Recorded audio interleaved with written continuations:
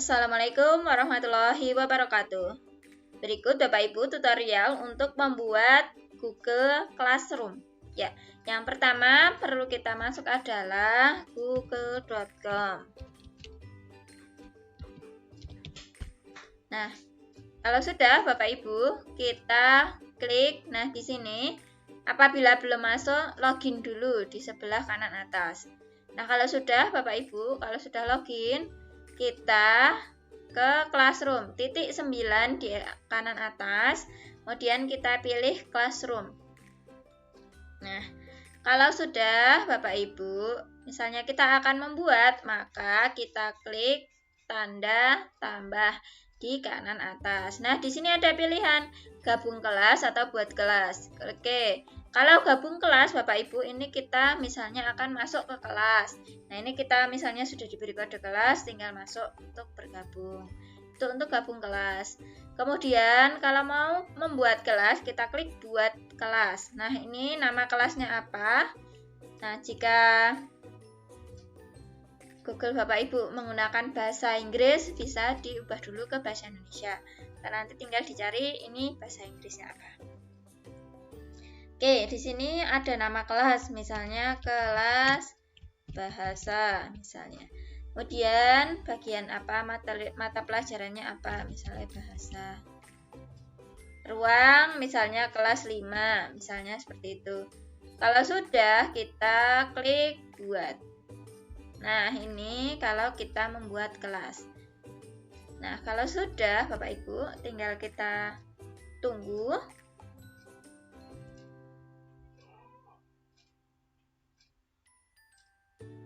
Nah, ini kita sudah membuat kelas. Apabila akan menambahkan anggota bagaimana? Nah, kita kode kelasnya ini sudah ada Bapak Ibu. Nah, ini tinggal kita bagikan ke anak-anak kita. Kita salin undangan bisa, atau ini di-copy, kemudian diberikan ke anak-anak. Jadi kelebihannya kalau ada di akun Belajar ID itu, ini sudah ada, tinggal kita klik saja kode kelasnya atau kita berikan salin link undangan. Itu juga bisa. Nah, ini apabila kita akan menambahkan anggota secara mandiri, kita tinggal memasukkan saja nama, kemudian kita masukkan alamat email anak-anak apa. Seperti itu, kita masukkan di sini. Seperti itu Bapak Ibu dalam membuat dan menambahkan anggota. Kalau sudah, kita masuk lagi di sini. Di sini ada umumkan. Nah, ini kalau kita membuat pengumuman atau membuat materi, itu bisa di sini. Materi pembelajaran, misalnya tema 1.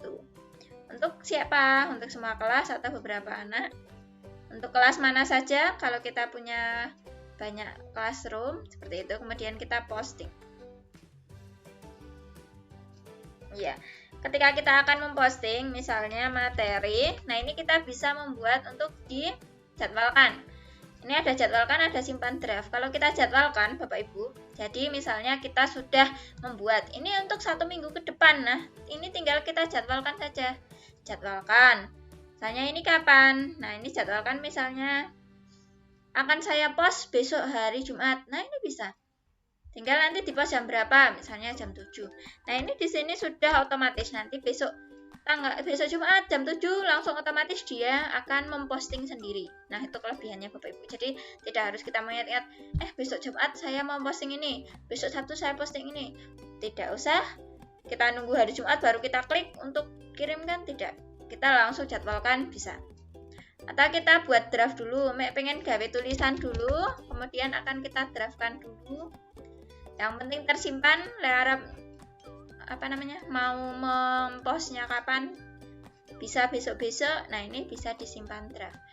Kalau kita simpan draft Bapak Ibu, yang perlu diingat, kalau kita simpan draft, maka ini kalau ada simpan draft ini, nanti Bapak Ibu itu di sini anak-anak belum bisa melihat kalau yang masih tersimpan. Kalau ini tadi kan dia dijadwalkan, jadi anak-anak bisa melihat kalau besok Jumat jam 7. Kalau draft ini anak-anak belum bisa melihat kalau belum kita posting. Seperti itu. Kemudian kalau membuat tugas, ini Bapak Ibu tinggal buat tugas.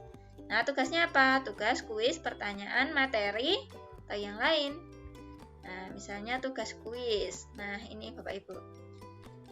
Tugasnya boleh bebas ya, tidak harus kuis. Misalnya ini kuis. Tugas kuis. Nah, misalnya ini kita buat linknya. Tambahkan link bisa. Kalau Bapak Ibu sudah punya form, tinggal kita masukkan linknya saja. Nah, misalnya sudah ada, tinggal kita cari di Google Drive saja. Nah, misalnya ini di Google Drive. Nah, kita misalnya sudah punya file. Nah, nanti kalau kita sudah punya file, nih, karena di sini sudah ada misalnya ini filenya, misalnya ini sudah kita buat, ini bisa ada pengimporan nilai. Nah, ini kalau kita matikan ini, nanti nilai yang dari Google Form tidak bisa masuk ke Google Classroom. Tapi kalau pengimporan nilai kita hidupkan, maka ini anak-anak itu bisa melihat hasil nilainya karena sudah ini pengimporan nilai. Jadi kita tidak harus menambahkan 2 kali dari melihat form kemudian kita masukkan satu-satu ke Google Classroom, tidak usah. Ini kita sudah pengimporan nilai, berarti ini nilai sudah diimpor.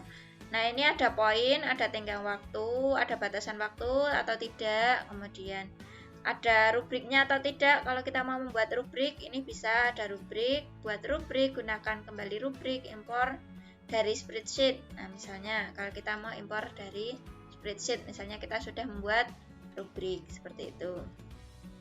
Nah, ini dalam membuat tugas. Kalau sudah, ini tugasnya akan kita jadwalkan, misalnya besok Sabtu atau besok apa. Kalau langsung kita tugaskan sekarang juga bisa langsung tugaskan seperti itu.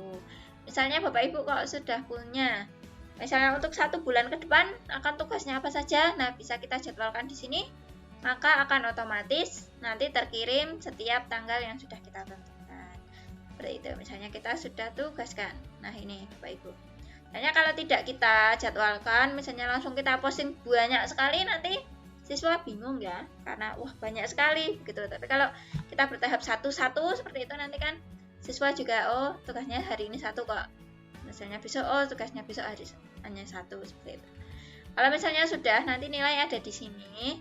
Nanti bisa kita nilai. Misalnya anak-anak sudah mengumpulkan tugas, nanti nilainya ada di sini. Bisa kita serahkan juga nilainya. Seperti itu Bapak Ibu dalam membuat Google Classroom. Sekian. Assalamualaikum warahmatullahi wabarakatuh.